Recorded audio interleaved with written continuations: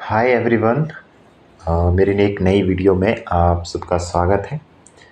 आज का जो हमारा टॉपिक रहेगा, टॉपिक का नाम है family of sets indexed by a set. यहाँ पे लिख लेता हूँ family of sets indexed by a set. ये हमारा आज का टॉपिक रहने वाला है। इसको हम थोड़ा सा आसान भाषा में समझते हैं। देखो, डेफिनेशंस वगैरह आपको बुक में मिल जाएगी अगर आप कोई भी बुक देख रहे हो, ठीक है। मैं थोड़ा सा यहाँ कोशिश करूँगा कि थोड़ा सा हम ईजी इसको कैसे समझ सकते हैं। तो देखो, family of sets indexed by set, इस चीज़ को समझने के लिए सबसे पहले हम समझेंगे कि फैमिली ऑफ सेट्स क्या होता है। देखो, फैमिली ऑफ सेट्स होता है सेट्स का कलेक्शन। अगर आप इस तरह से लिखोगे, ठीक है, कलेक्शन ऑफ सेट्स। अगर आपका सेट्स का कलेक्शन है उसको मैं फैमिली ऑफ ए सेट बोलूँगा।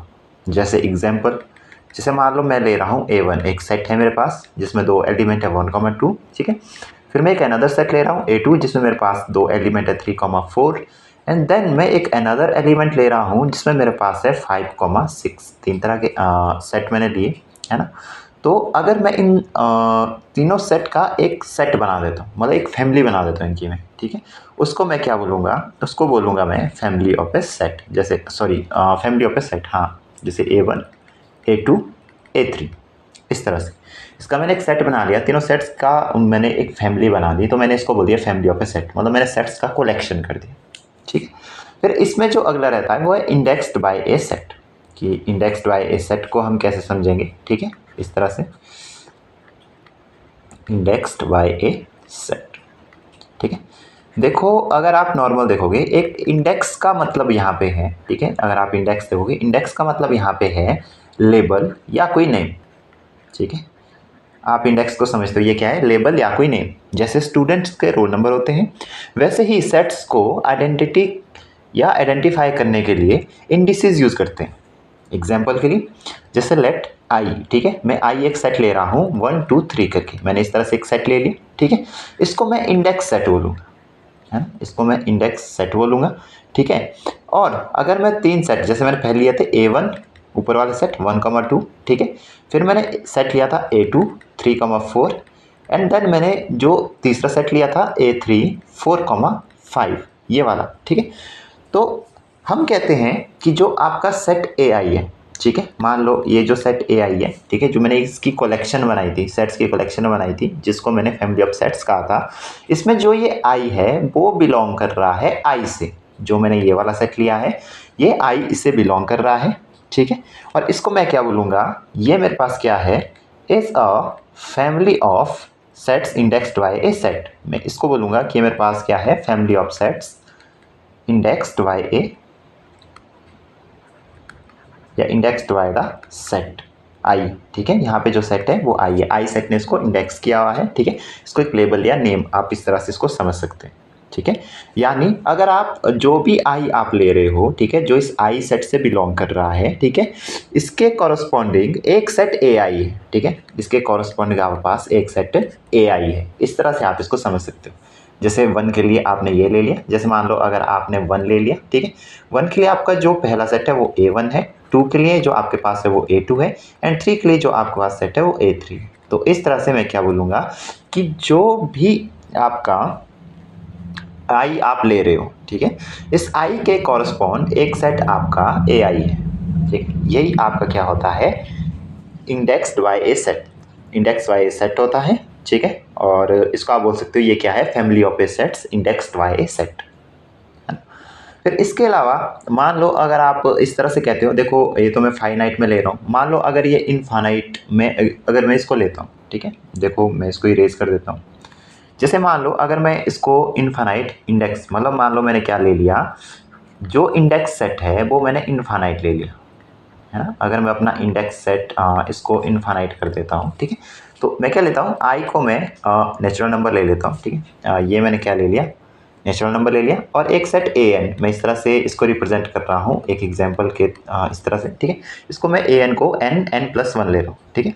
तो मेरे पास फैमिली क्या होनी चाहिए, अब मेरे पास रहता है कि मेरे पास फैमिली क्या होनी चाहिए। अगर मेरा इंडेक्स सेट ये है, देखो नेचुरल नंबर, ठीक है, इनफाइनाइट, एंड देन मेरे पास क्या है, ए एन, ये सेट में ले रहा हूँ। अब मेरे को इसकी फैमिली, तो इसकी फैमिली क्या होगी, ठीक है। तो इसकी फैमिली अगर मैं इस तरह से लूँ, जैसे मैं अगर मैं ए एन ले रहा हूँ, तो ये एन मेरा ऑलवेज कहाँ से बिलोंग करना चाहिए, एन से बिलोंग करना चाहिए, ठीक है। देखो अगर मैं इसके सेट्स तोड़ देता हूँ इस तरह से, तो मेरे पास जो ए वन होगा वो क्या होगा, 1,2, ठीक है। अगर आप यहाँ पे वैल्यू भरोगे, ठीक है, यहाँ 1 भर दो या 1+1 भर दो, तो ये वाली वैल्यू ऑटोमेटिकली आ जाएगी, ठीक है। अगर आप यहाँ से ए टू ले लो, देखो 1 2 हम कहाँ से ले रहे हैं, 1 2 हम यहाँ से ले रहे हैं, इस यहाँ से ले रहे हैं, ठीक है, इंडेक्स सेट से ले रहे हैं, ये मेरे पास इंडेक्स सेट है। तो ए टू को मैं क्या लूँगा, 2,3, ठीक है। इस तरह से आप ए थ्री ले लो, ए थ्री आपका है 3,4, ठीक है। और इसके बाद आप ए फोर ले लो, ठीक है, 4,5, और सो ऑन, इस तरह से आपका चलता जाएगा, ठीक है, सो ऑन, ये आपका चलता जाएगा, ठीक है। और यही जो आपने बनाया, ठीक है, ये जो आपके पूरे सेट बनेंगे, इसको आप क्या बोलेंगे, इनफाइनाइट, ठीक है, फैमिली ऑफ सेट्स। ये आपके इनफाइनाइट फैमिली ऑफ सेट्स बनेंगे, ठीक है। चलो कुछ और एग्जांपल्स इसके ऊपर डिस्कस करते हैं, थोड़ी सी जो हमारे को थोड़ा सा समझने में और मदद करें, ठीक है।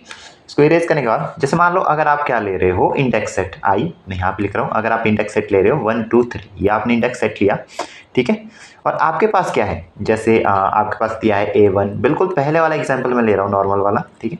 आपके पास दिया है A2, ठीक है, 2,3, एक आपके पास सेट दिया है A3, ठीक है, A3 सेट आपके पास है 3,4, इस तरह से आपने क्या करना है, आपने फाइंड करना है यूनियन, ठीक है, जहाँ से आई बिलोंग कर रहा है इस इंडेक्स सेट को AI, आपने इसका यूनियन मेरे को बताना है, और साथ में इसका इंटरसेक्शन भी मेरे को बताना है कि ये इस जो आपका इंडेक्स सेट है, जो ये फैमिली ऑफ सेट है जो इंडेक्स कर रहा है किस सेट को, ठीक है, इस आई को, ठीक है।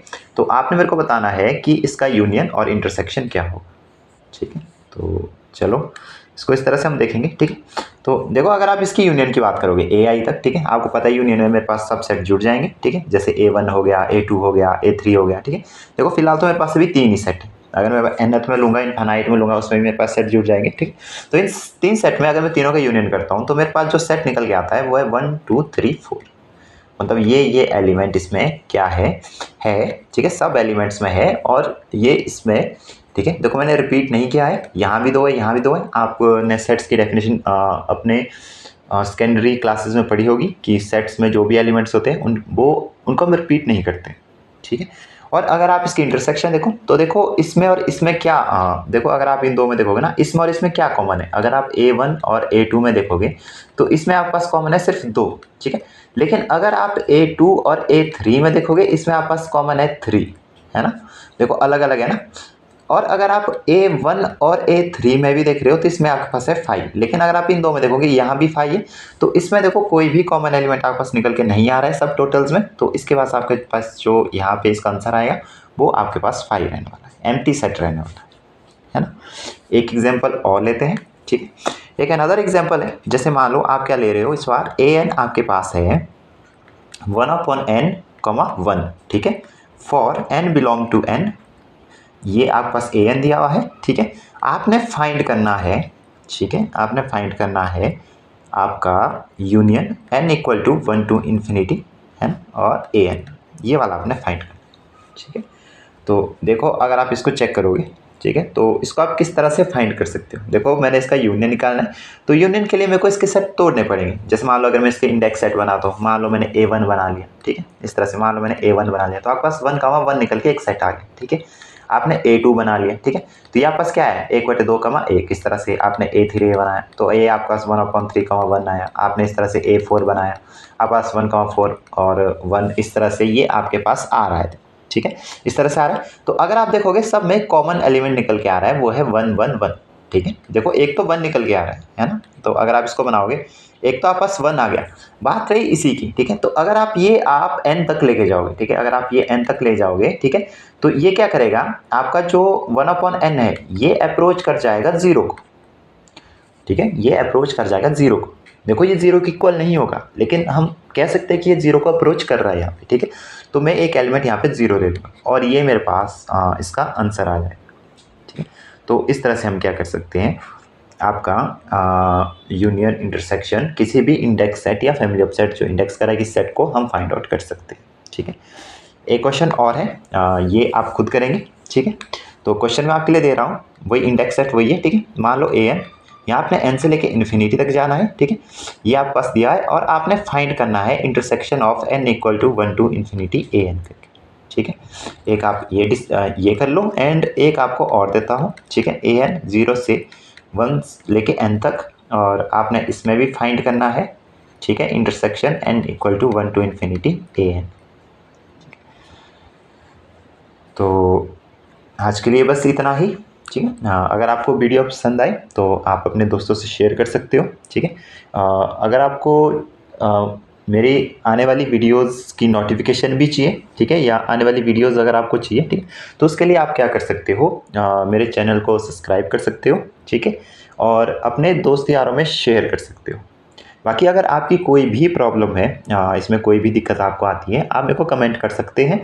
ठीक है, तो हम क्या करेंगे, जो भी मैं कोशिश करूँगा कि आंसर कमेंट में ही दूँ, या अगर मैं कमेंट में कोई आंसर नहीं दे पाता हूँ, ठीक है, या अगर मेरे को लगता है कि कोई मुझे सबको बताना चाहिए कि इसका आंसर क्या होना चाहिए, ठीक है, तो उसको हम नेक्स्ट वीडियो में डिस्कस भी कर लेंगे। ठीक, तो आज के लिए बस इतना ही। बाकी बहुत बहुत धन्यवाद। जय हिंद।